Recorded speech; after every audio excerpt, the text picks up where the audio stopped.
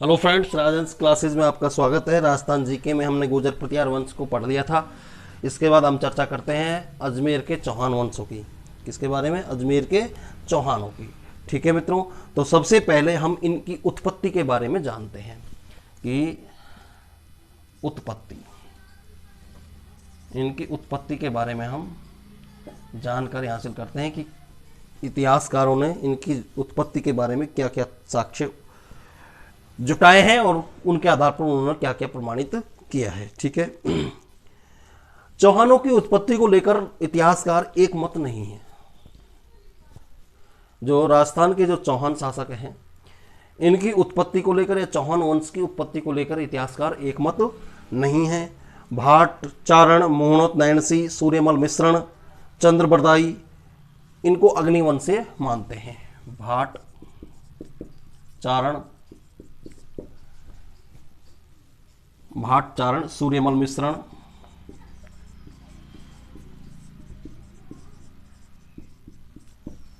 मोहनोत नैणसी,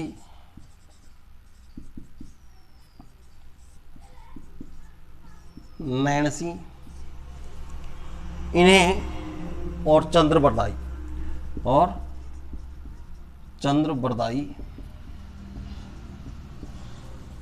चौहानों को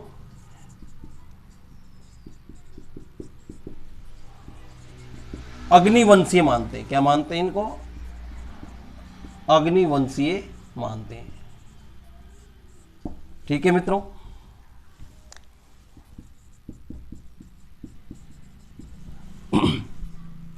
इतिहासकार एक मत नहीं है इनकी उत्पत्ति को लेकर, और जो भी इतिहासकार या कवि हुए हैं, इन साहित्यकार हुए हैं, इतिहासकार हुए हैं, ये इनको अलग अलग वंशज मानते हैं, जिनमें भाट, चारण, मोहनोत नैणसी, सूर्यमल मिश्रण, चंद्रबरदाई इन्हें अग्निवंशी मानते हैं।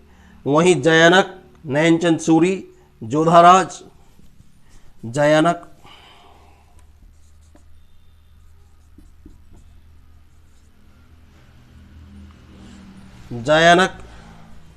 जिन्होंने पृथ्वीराज विजय नामक ग्रंथ लिखा है, नैनचंद सूरी जिन्होंने हमीर महाकाव्य लिखा है, जोधाराज जिसने हमीर रासो लिखा है, और नरपति नाल है इसने विसलदेव रासो लिखा है। और इन्हीं ग्रंथों में इन्होंने चौहानों को अलग वंशज माना है। जैसे जयानक नयनचंद सूरी,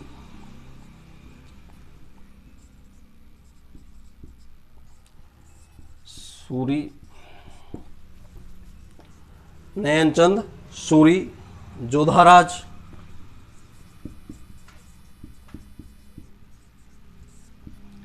नरपति नाल है,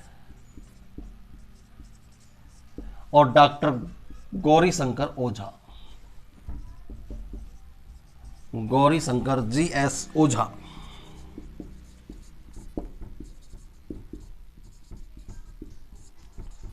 ने चौहानों को सूर्यवंशी माना है। क्या माना है मित्रों? सूर्यवंशी माना है। ठीक है, भाट, चारण, सूर्यमल मिश्रण, मोहनोत नैणसी ये तो मानते हैं इसको चौहानों को अग्निवंशी, और जबकि जयानक नयनचंद सूरी, जयानक ने पृथ्वीराज विजय, नयनचंद सूरी ने हमीर महाकाव्य, जोधाराज ने हमीर रासो, नरपत नालह ने बीसलदेव रासो में इनको सूर्यवंशी बताया है। ठीक है, जेम्स टॉड और क्रुक, इसके अलावा जेम्स टॉड जो कि घोड़े वाले बाबा का नाम से प्रसिद्ध है राजस्थान में, और क्रुक, जेम्स टॉड और क्रुक जैसे विदेशी इतिहासकारों ने चौहानों को अग्निवंशीय माना है।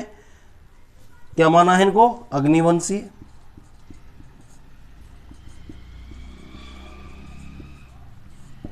माना है। साथ ही साथ इन्होंने ये भी कहा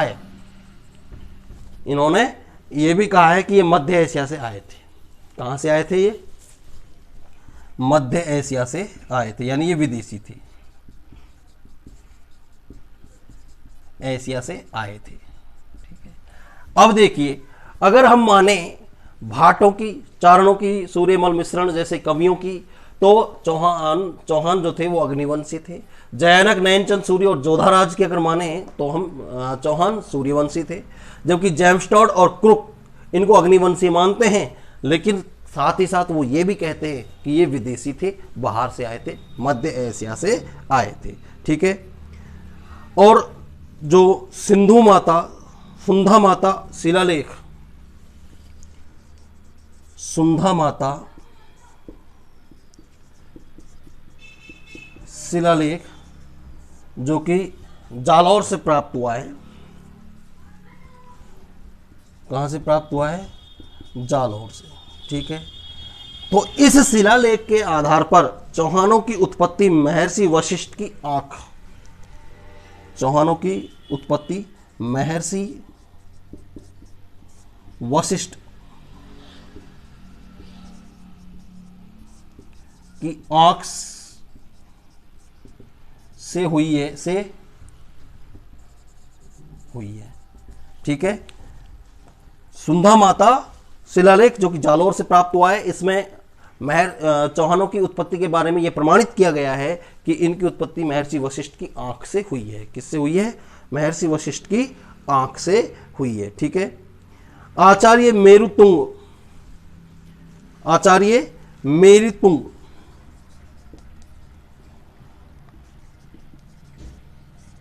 मेरुतुंग आचार्य मेरुतुंग ने एक ग्रंथ महाकाव्य लिखा है, प्रबंध चिंतामणि। तुंग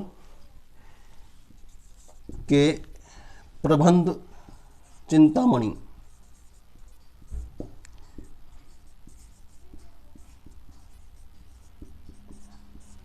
नामक एक महाकाव्य लिखा है। ठीक है। किसने? आचार्य मेरुतुंग ने। और इस प्रबंध चिंतामणि में चौहानों की उत्पत्ति महर्षि वशिष्ठ के अग्निकुंड से मानी गई है। किससे मानी गई है? महर्षि वशिष्ठ के अग्निकुंड से मानी गई है। किसमें? आचार्य मेरुतुंग के द्वारा लिखे गए प्रबंध चिंतामणि में। ठीक है मित्रों, किसमें मानी गई है? महर्षि वशिष्ठ के अग्निकुंड से मानी गई है। अगर प्रबंध चिंतामणि जो कि आचार्य मेरुतुंग ने लिखा है, तो इस तरह कहा जा सकता है कि जो इतिहासकार हैं वो चौहानों की उत्पत्ति को लेकर एक मत नहीं है। कोई इन्हें अग्निवंशी मानता है, कोई इन्हें सूर्यवंशी मानता है, और सुंधा माता शिलालेख के द्वारा इनकी उत्पत्ति महर्षि वशिष्ठ की आंख से मानी गई है। ठीक है। Doctor Dasharath Sharma, doctor Dasharath Sharma, doctor Dasharath Sharma इनको वत्स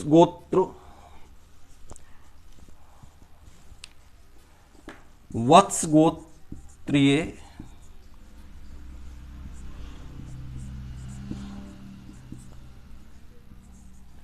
ब्राह्मण मानता है। क्या मानते हैं डॉक्टर दशरथ शर्मा इतिहासकार?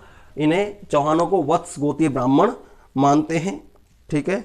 हांसी शिलालेख व आबू के अचलेश्वर मंदिर के शिलालेख के अनुसार, हांसी के शिलालेख के अनुसार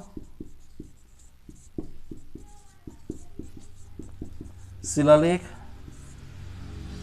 व अचलेश्वर मंदिर, आबू, माउंट आबू में जो अंचलेश्वर मंदिर है,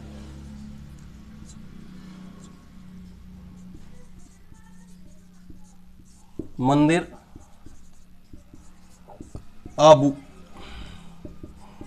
का जो शिलालेख है, उस शिलालेख के अनुसार इन चौहानों को चंद्रवंशी बताया गया है। क्या बताया गया है मित्रों? चंद्रवंशी बताया गया है। ठीक है। जबकि जयानक, नयनचंद सूरी, नरपत नल्हा इन्हें सूर्यवंशी मानते हैं। चंद्रबरदाई, सूर्यमल मिश्रण, भाट, चारण इन्हें अग्निवंशी मानते हैं। ठीक है। रायपाल के सेवड़ी शिलालेख में, रायपाल जगह है जहां सेवाड़ी शिलालेख प्राप्त, सेवाड़ी में शिलालेख प्राप्त हुआ है, शिलालेख प्राप्त हुआ है। और इस शिलालेख में इन्हें इंद्र का वंशज माना है। क्या माना है? इन्हें इंद्र का वंशज माना है, इसलिए इन्हें चौहानों को इंद्रवंशी कहा गया है। इस शिलालेख के अनुसार इन्हें क्या कहा गया है? इंद्रवंशी, इंद्रवंशी कहा गया है। ठीक है मित्रों, तो अब हम इसमें चौहानों की उत्पत्ति से संबंधित कंपटीशन में अनेक क्वेश्चन पूछे जा चुके हैं, अनेकों बार पूछे जा चुके हैं कि कौन से शिलालेख के अनुसार इन्हें कौन सा वंशीय माना गया है। जैसे इसी को उठा लीजिए, रायपाल सेवाड़ी शिलालेख के अनुसार चौहानों को किस वंशीय शासक माना गया है? तो आंसर क्या होगा हमारा? चंद्रवंशी। ठीक है, हांसी शिलालेख और अचलेश्वर मंदिर के शिलालेखों के अनुसार चौहानों को कौन सा वंशीय शासक माना गया है? तो उसका आंसर होगा चंद्रवंशी। और डॉक्टर दशरथ शर्मा जो कि इन्हें वत्स गोतीय ब्राह्मण मानते हैं। तो कहने का मतलब यह है कि चौहानों को लेकर इतिहासकार अभी तक एक मत नहीं हो पाए हैं। इनको ये इनकी मतभेद है। हर शिलालेख में इनसे इनके बारे में विभिन्न जानकारी प्राप्त होती है। कहीं सूर्यवंशी, कहीं इंद्रवंशी, कहीं चंद्रवंशी और कहीं इन्हें ब्राह्मण माना जाता है। ठीक है, वहीं डॉक्टर भंडारकर के अनुसार चौहानों की उत्पत्ति खज जाति से हुई है। डॉक्टर भंडारकर इतिहासकार हुए हैं, डॉक्टर भंडारकर। डॉक्टर भंडारकर इन्हें मानते हैं कि चौहानों की उत्पत्ति खिज जाति से हुई है। किससे हुई है? खिज जाति से। ठीक है मित्रों, किससे हुई है? खिज जाति से हुई है, ऐसा डॉक्टर भंडारकर मानते हैं। पंडित आसोपा इन्हें पंडित आसोपा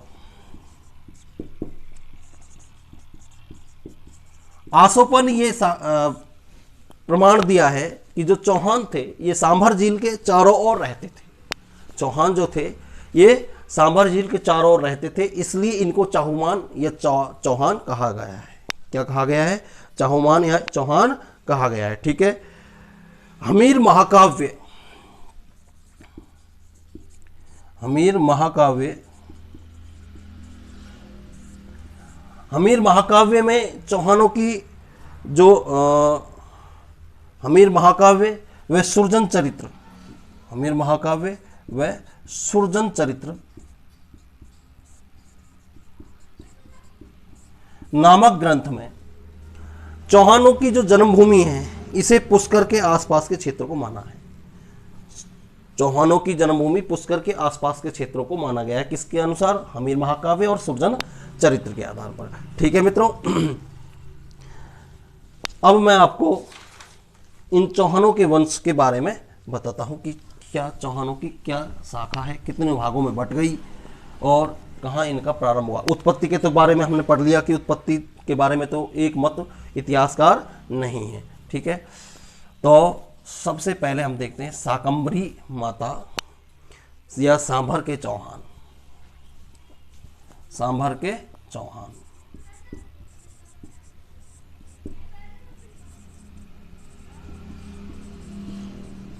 या शाकंभरी के चौहान, बात एक ही है।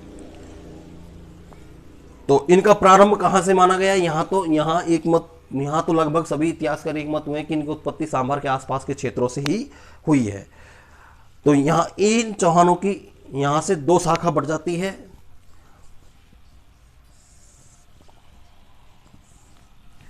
और इन दोनों शाखाओं का नाम है, एक का नाम है नाडौल के चौहान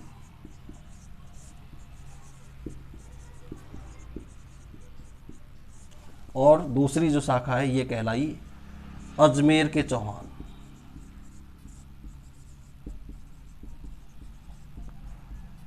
नाडौल के चौहान, सांभर के चौहान, यानी इतिहासकार लगभग यहाँ आकर इस बिंदु पर आकर सहमत होते हैं कि चौहानों की उत्पत्ति का जो क्षेत्र है वो सांभर है। और सांभर के चौहानों की दो शाखा थी, नाडौल के चौहान और अजमेर के चौहान। ठीक है मित्रों, नाडौल के चौहानों का जो संस्थापक था वो लक्ष्मण चौहान था। कौन था मित्रों? नाडौल के चौहानों का संस्थापक लक्ष्मण चौहान था। ठीक है, अब नाडौल के चौहानों की जो शाखा है ये तीन भागों में विभाजित हो गई। नारडोल के चौहानों की शाखा 3 भागों में बट गई। एक तो जालौर के चौहान, एक शाखा क्या कहलाई, जालौर के चौहान, ठीक है। इन जालौर के चौहानों का संस्थापक था कीर्तिपाल। कौन था मित्रों? कीर्तिपाल, ठीक है। दूसरी जो शाखा थी वो थी सिवाना के चौहान, दूसरी शाखा सिवाना के चौहान।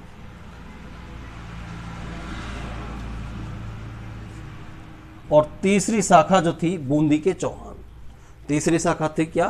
बूंदी के हाडा चौहान।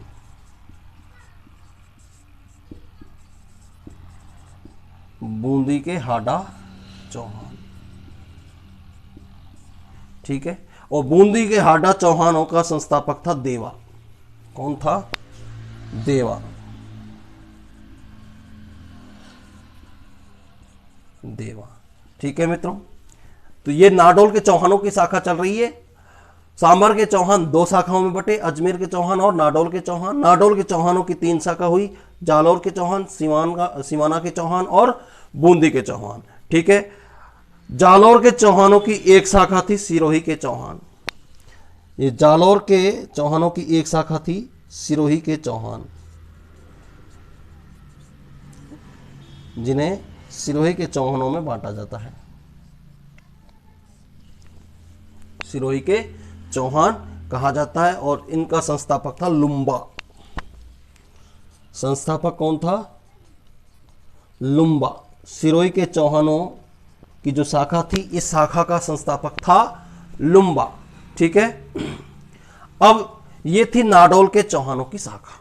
क्या थी मित्रों? नारडोल के चौहानों की शाखा जो 3 भागों में बटी, और जिसमें भी जालौर चौहान जो थे वो सिरोही के चौहानों की शाखा में विभाजित हुए। जबकि अजमेर की शाखा जो थी इसको केवल एक शाखा में बांटा गया है, और वो है रणथंभौर के चौहान, ठीक है। रणथंभौर के चौहान, ठीक है। और इस रणथंभौर चौहान के संस्थापक थे गोविंद राज। गोविंद राज।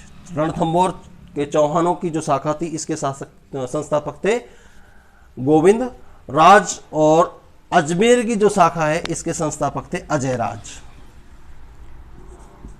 कौन थे? अजय राज, ठीक है मित्रों। तो ये थी राजस्थान में चौहान शाखाओं की और चौहान वंश की शाखा, ठीक है।